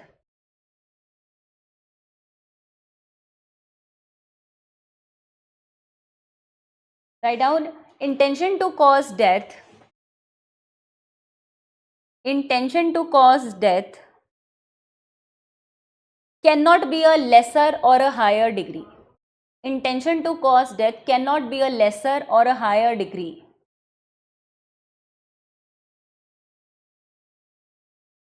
Cannot be of a lesser degree or a higher degree. Intention is always an intention. Intention is always an intention. And it implies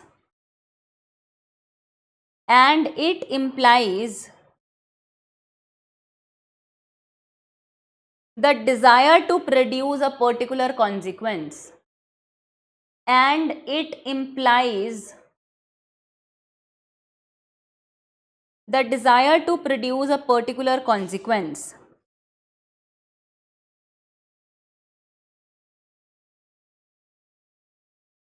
I'm repeating, intention is always an intention and it implies the desire to produce a particular consequence. एक particular consequence को ही आप desire करते हैं ना, write down, and unless any of the exception of section 300 is applicable, and unless any of the exception of section 101 लिखिए, and unless any of the exception of section 101 is applicable, कि जब तक कोई भी 101 की एक्सेप्शन नहीं लग पाती, मर्डर की कोई भी एक्सेप्शन नहीं लगती, comma, a case of section 100 clause 1, a case of section 100 clause 1, अरे यार, इंटेंशन टू कॉज डेथ, थक गई मैं तो चिल्ला चिल्ला के. Clause 1 intention to cause death, clause 2 intention to cause bodily injury likely to cause death, तीसरा नॉलेज.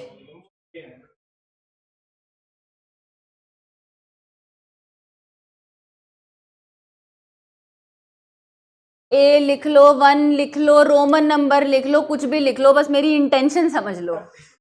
चलो, क्या बोला था?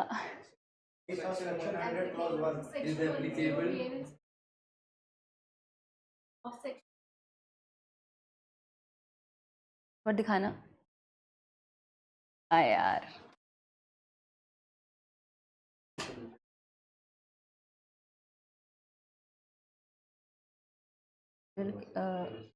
ओके, हाँ ठीक है. A case of section 100 clause 1 will always amount to murder,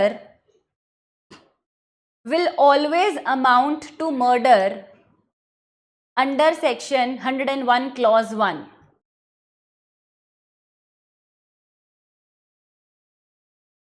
Will always amount to murder under section 101 clause 1. अब किसी भी भाषा में जो आपको आती है उसके नीचे एक बात लिख लेना, सबसे पहले कल्पेबल होमिसाइड होगा, कल्पेबल होमिसाइड होने के बाद मर्डर होगा, डायरेक्टली कभी मर्डर नहीं हो सकता. बस. और प्लीज मेरी आपसे हाथ जोड़ के रिक्वेस्ट है, इंटरव्यू में यही बात समझाकर आना. First it should be culpable homicide, and if it fall under 101 clause 1, if it satisfied 100 clause 1, then it should be murder. That is why we are saying कि culpable homicide is genus and murder is its species.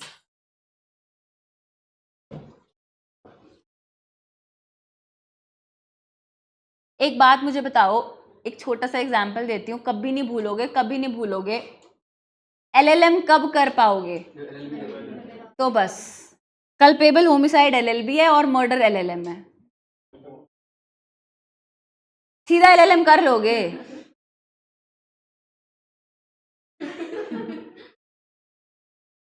सबको clear है? तो बस अपनी copy में example लिख लो कि पहले LLB करनी पड़ेगी, पहले कल्पेबल होमिसाइड करना पड़ेगा, तभी मर्डर कर पाओगे, तभी LLM कर पाओगे.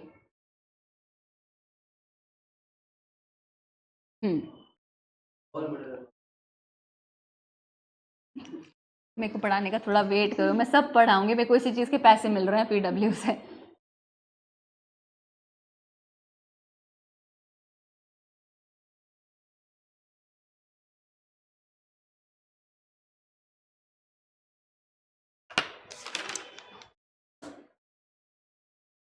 अभी तो मुझे बहुत कुछ बताना है, थोड़ी देर शांति से बैठ जाओ।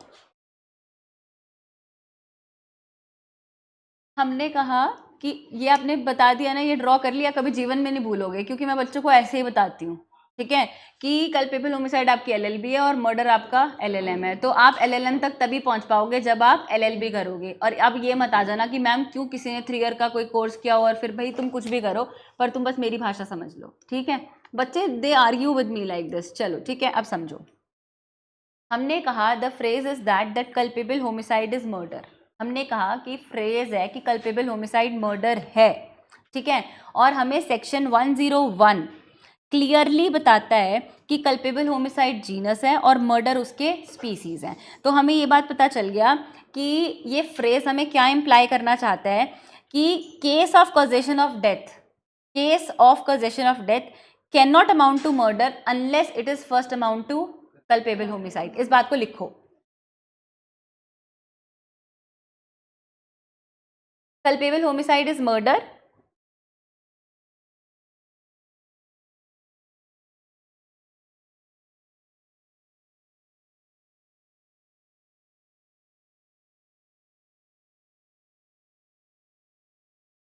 culpable homicide is murder. This phrase implies that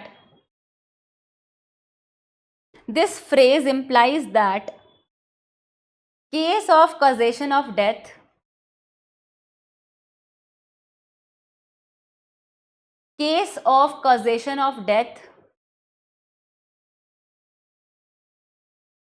cannot amount to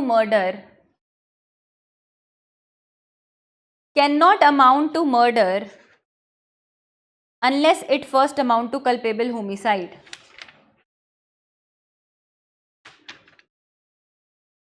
Unless it first amount to culpable homicide.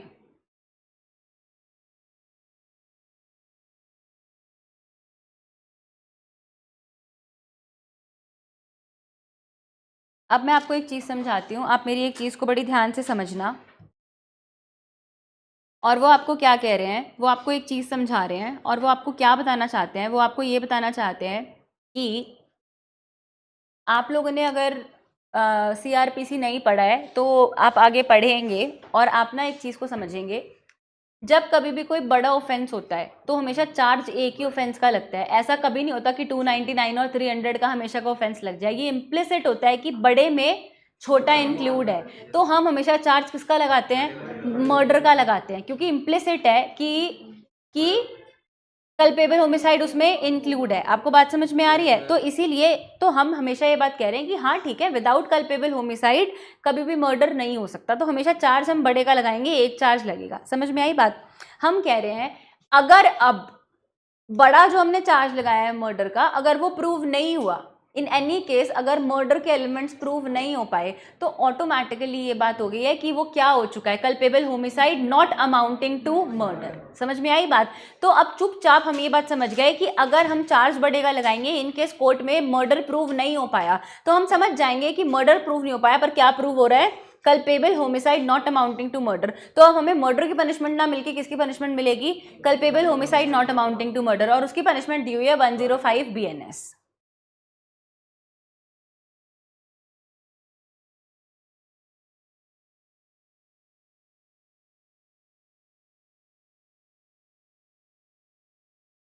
अब आप मेरी बात को समझ लेना कि 100 और 101 का क्लॉज 1 सेम है, 100 एंड क्लॉज 2 की पनिशमेंट अलग है, 100 एंड क्लॉज 3 की पनिशमेंट अलग है। बात समझ में आई? हम ये बात कह रहे हैं कि अगर मान लो कि मर्डर प्रूव नहीं हुआ पर कल्पेबल होमिसाइड के एलिमेंट्स पूरे हो गए, तो culpable homicide not amounting to murder लगेगा।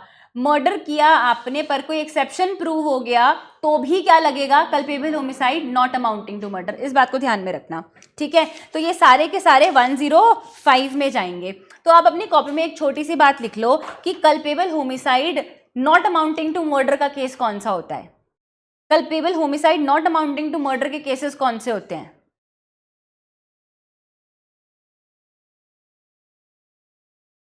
When section 101 could not be proved,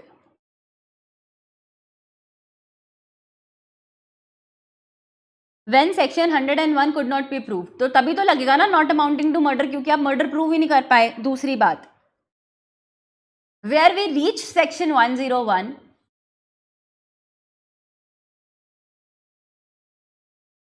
where we reach section 101, हम 101 पे पहुंच गए हैं, but exception, but any of the exception applies.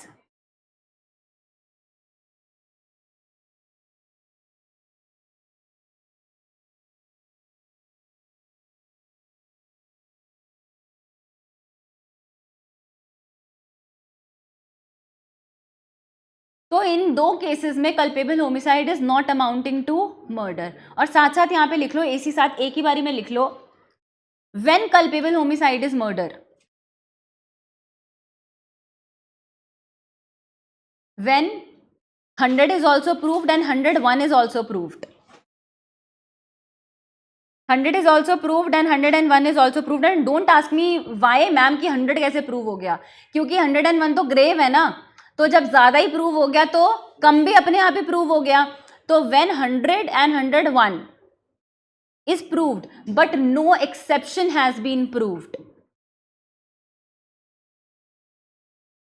but no exception has been proved, then it is culpable homicide amounting to murder.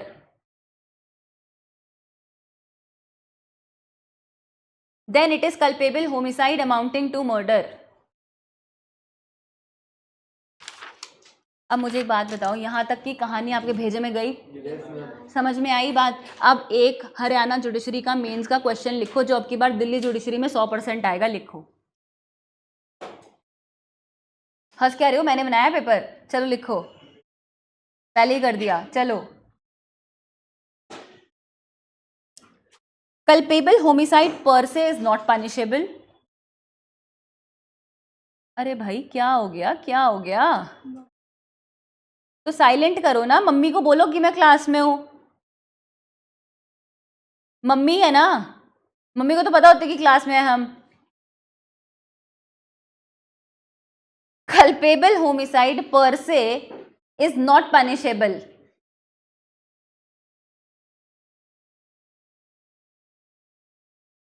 under BNS। मजाक करने की मेरी आदत है, बुरा मत मानना। मान भी लोगे तो मुझे क्या। चलो, culpable homicide is not punishable under BNS, rather culpable homicide not amounting to murder is punishable, rather culpable homicide not amounting to murder is punishable।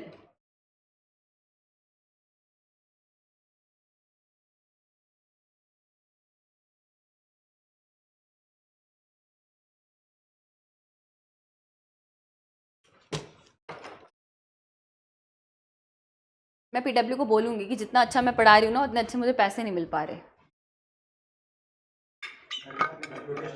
तो मेरे पैसे बढ़ाओ, वरना तो क्या कहते हैं, फिर बस BNS पढ़ा के टाटा बाय बाय।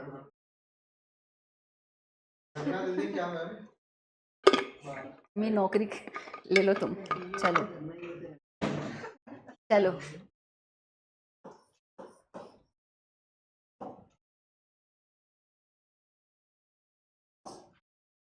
कोई अच्छा सा कलर लेते हैं, इंपॉर्टेंट क्वेश्चन है। हमने कहा कल्पेबल होमिसाइड पर से इज नॉट पनिशेबल। बातें करनी बंद करो, मुझे पीछे भी दिखता है।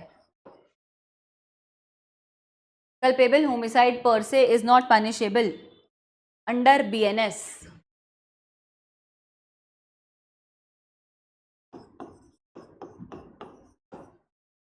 rather culpable homicide not amounting to murder is punishable। मैं शॉर्ट में लिख रही हूँ, culpable homicide not amounting to murder is punishable।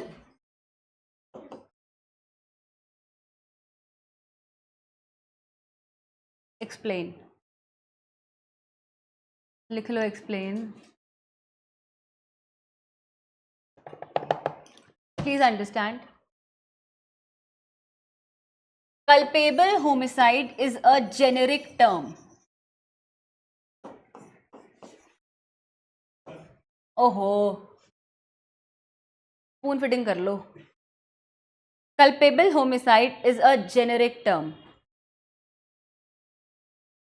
हम पढ़कर आए कि खाली कल्पेबल होमिसाइड कभी पनिशेबल नहीं हो सकता भारतीय न्याय संहिता में या आईपीसी में, पर culpable homicide not amounting to murder या अमाउंटिंग टू मर्डर पनिशेबल है. तो अब हमने कल्पेबल होमिसाइड के दो पार्ट्स बना लिए. Very good. हमने बना लिया कल्पेबल होमिसाइड का सबसे पहला पार्ट है मे अमाउंट टू मर्डर.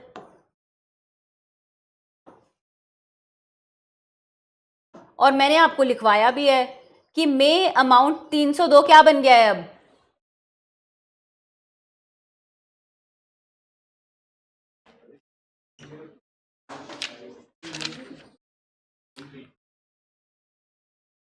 वन 103.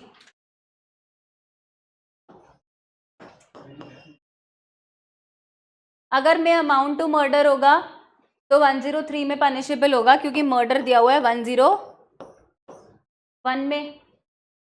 हम कह रहे हैं दूसरा होगा may not amount to murder. May not amount to murder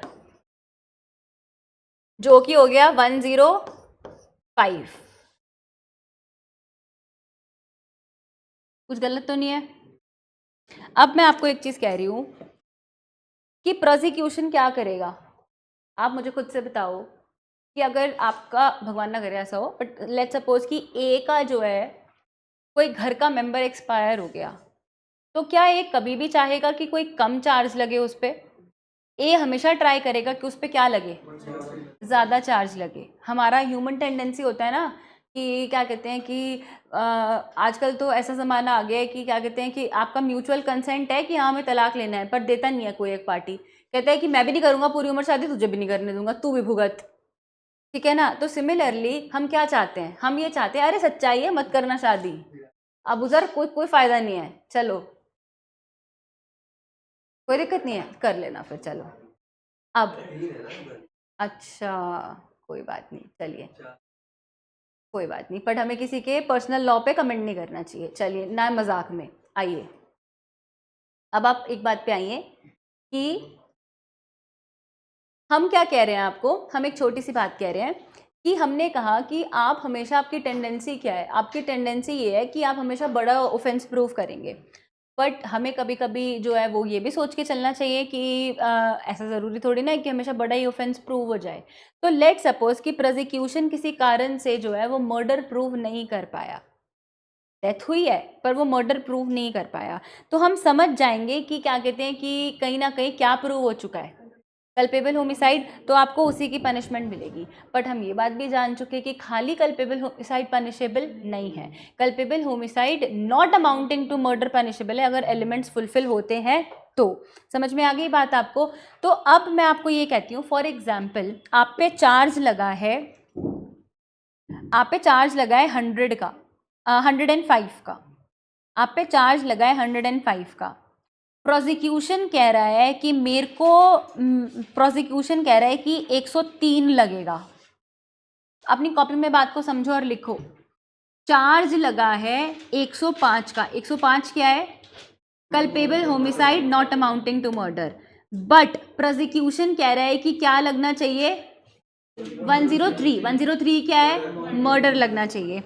तो अब प्रोसिक्यूशन जब अड़ा हुआ है कि 103 लगना चाहिए, तो अब प्रोसिक्यूशन ने क्या कराया? अल्ट्रेशन ऑफ चार्ज करा लिया. अगर आपने अभी सीआरपीसी नहीं पढ़ा है तो मैं आपको समझा देती हूँ कि 216 ऑफ सीआरपीसी, भारतीय नागरिक सुरक्षा संहिता का उसके हिसाब से पढ़ेंगे. 216 सीआरपीसी ये पावर देता है प्रोसिक्यूशन को कि आप चार्ज को क्या करा सकते हो? ऑल्टर करा सकते हो. मैं ये बात आपको यहाँ पे इसलिए लिखवा रही हूँ क्योंकि आंसर राइटिंग में ये आपको काम आएगी कि प्रोसिक्यूशन जो है वो 216 सीआरपीसी को यूज कर ऑल्ट्रेशन ऑफ चार्ज करा सकता है. तो अब प्रोसिक्यूशन ने यहाँ पर ऑल्टर कराकर 105 की जगह 103 का चार्ज लगवा दिया. तो मुझे बात बताओ, खाली चार्ज लगवाने से काम चल जाएगा? आपको प्रूफ क्या करना पड़ेगा, अब आपको प्रूफ करना पड़ेगा 101, आपको मर्डर प्रूफ करना पड़ेगा। अब क्या हुआ, आपने जब आपने अपना चार्ज ऑल्टर करवाया और चार्ज ऑल्टर करवा के आपने मर्डर लगवा लिया, ठीक है, बट अब आप उसको प्रूव नहीं कर पाए, तो क्या ये कुछ ऐसा है? ऐसा कुछ नहीं है, क्योंकि हम हमेशा ये बात कहते हैं कि आप हमेशा क्या लगवाना चाहते हैं, आप बड़ा चार्ज लगवाना चाहते हैं। तो इन केस अगर आप कुछ भी एलिमेंट फुलफिल कर देते हो पर मर्डर का एलिमेंट फुलफिल नहीं होता है, तब आप लाइबल हो गए culpable homicide not amounting to murder. और इन केस अगर आप इतने, आप पता है आप चार्ज, कभी कभी तो आदमी ना तहश में आके चार्ज ऑल्टर कराता है, हर कोई नहीं कराता, पर जिसके पास पुख्ता सबूत होते हैं और ऐसा लगता है तो चार्ज ऑल्टर करा सकता है और फिर वो प्रूफ भी कर देता है उस चीज़ को। ये सिर्फ मर्डर के केसेस में नहीं है और बहुत सारे केसेस में होते हैं, ठीक है, समझ में आई बात। तो आपको सबसे पहले क्या करना है, बर्डन ऑफ प्रूफ जो है वो हमेशा प्रोसिक्यूशन पे रहेगा, और अगर जो है ना क्या कहते हैं कि वो चार्ज ऑल्टर करा लेते हैं तो उसका बर्डन ऑफ प्रूफ और क्या हो जाता है, बढ़ जाता है, कि आपको जो है आपके पास उस चीज़ के एलिमेंट्स हैं, उस चीज़ के पास सबूत हैं, एविडेंसेस हैं कि आप उसे प्रूफ कर पा रहे हो। समझ में आई बात आपको? अब आप एक पैराग्राफ लिखो,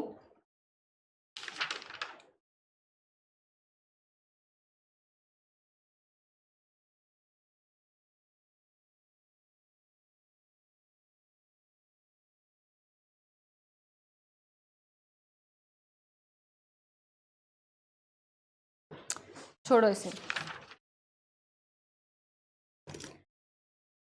आप आइए 105 पे।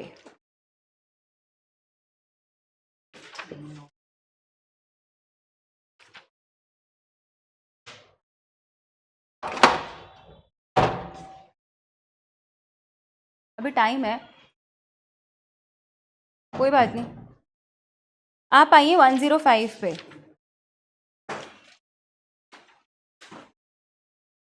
Punishment for culpable homicide not amounting to murder. देखो, whoever commits culpable homicide not amounting to murder shall be punished with imprisonment for life or imprisonment for either description for a term which shall not be less than, which may extend to, and shall also be liable to fine.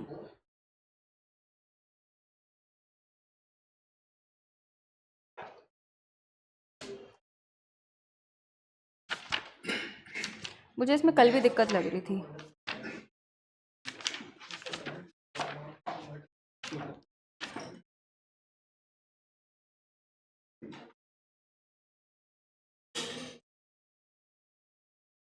किसी और के पास कोई और bare act है?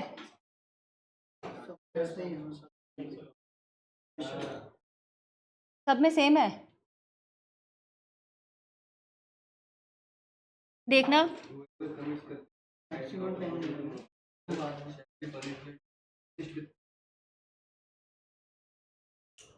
नहीं, पर पहले तो सॉर्टेड था, पहले तो साफ साफ दिया हुआ है culpable homicide not amounting to murder, imprisonment for life 10 years, बिल्कुल डिवाइडेड था। क्या कहते हैं, ये वाली चीज़ है।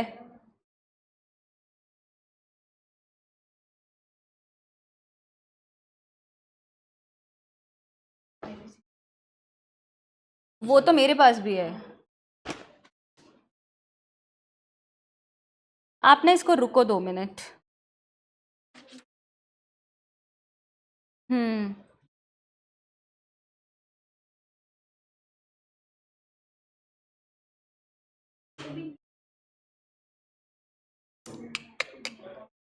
मैंने तो कहीं इसका कुछ पढ़ा ही नहीं है ऐसा।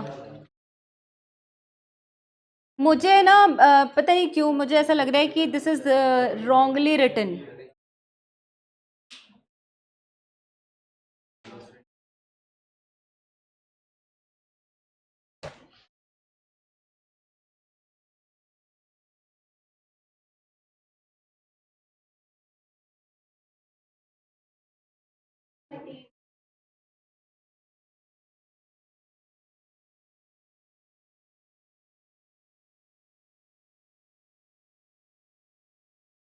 मटेरियल लायो, मटेरियल दिखाना।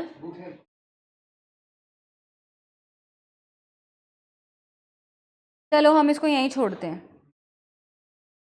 आई नीड टू रीचेक इट, क्योंकि ना क्या कहते हैं इधर ना कुछ प्रॉब्लम है कि ठीक है मिनिमम 5 साल है फिर 10 साल है, ये बात मुझे समझ में आ रही है कि commit culpable homicide not amounting to murder shall be punished with imprisonment for life और imprisonment for either description for a term which not less than 5 years, पता नहीं क्या दिया हुआ है, which may extend to 10 years and shall also be liable if the death is caused with intention this. और फिर अगर नॉलेज है तो फिर ये there is some problem in this. और इनफैक्ट आपको पता है कल भी ना मैं इधर इसीलिए रुक गई थी, पर मेरे को ध्यान नहीं रहा घर जाने के बाद कि मुझे नहीं पता इन्होंने ऐसा क्यों किया है। I need to recheck it. आज तक प्रीलिम्स में क्वेश्चन 304 से हमेशा एंड और पे आया है, एंड और पे आया है। आई डोंट नो इन्होंने ऐसा क्यों किया है कि जब हम बात करते हैं पहले 2 क्लॉजेस की तो उधर लिखा है एंड फाइन, और जब हम नॉलेज की बात करते हैं तो आईपीसी में लिखा था और फाइन, और इसी पे क्वेश्चन आता था। आप इसको ना रुको, ये चीज़ ना मैं सर से भी पूछती हूँ और मैं कंफर्म करती हूँ, क्योंकि मैं अभी खुद ही इस चीज़ के लिए श्योर नहीं हूँ। तो कोई बात नहीं, हम इसकी पनिशमेंट बाद में पढ़ेंगे, बट अभी तो आपको जो है ना, मुझे आपको वो सब भी पढ़ाना है, ये भी बताना है कि कुछ केसेस हैं आर वर्सेस गोविंदा, ठीक है ना, और 2-3 कुछ चीज़ें हैं मुझे आपको अभी तो चीज़ें समझानी है, कुछ डिक्टेशन भी करानी है। अभी तो मुझे आपको उसके केस की भी डिक्टेशन देनी है, वीरसा सिंह के केस की, बहुत इंपॉर्टेंट केस है वीरसा सिंह का केस।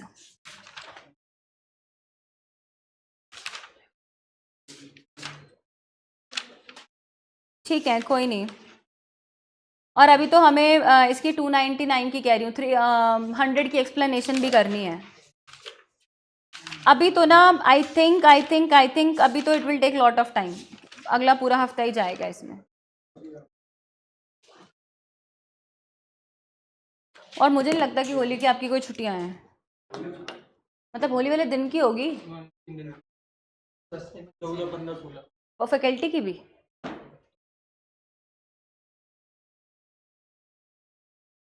चलो,